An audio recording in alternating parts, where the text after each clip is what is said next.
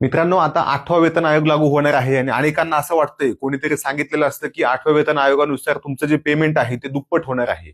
आता ह्याच्यामध्ये खरं काय खोटं काय, तुम्ही जर इथून मागचे आयोग बघितले आणि इथून मागचा अंदाज बघितला तर तुमच्या गोष्ट सहज लक्षात येईल की प्रत्येक वेळी 15 ते 20% एवढी वेतनवाढ झालेली आहे. साधारणपणे 20% वेतनवाढ होती म्हणजे एखाद्याला जर 50,000 पगार असेल तर तो 60,000 होतो, एखाद्याला 1,00,000 असेल तर 1,20,000 याच्या आसपास वाढतो. एकदम दुप्पट वगैरे काहीही होत नाही. आता गोष्ट अशी आहे की आपल्या महाराष्ट्रात हा कधीपासून लागू होईल. महाराष्ट्रात साधारणपणे केंद्र शासन 1 जानेवारी 2026 पासून लावतं, तर महाराष्ट्रात लागू होताना जवळपास 2 वर्ष जातात. कारण कोणत्याही राज्याचं बजेट हे केंद्रापेक्षा जरा हलकंच असतं. आणि सगळ्यात महत्वाची गोष्ट, जरी 2027-28 पासून लागू झाला तरी सुद्धा 1 जानेवारी 2026 पासून जो फरक आहे तो फरक तुम्हाला मिळणार असतो.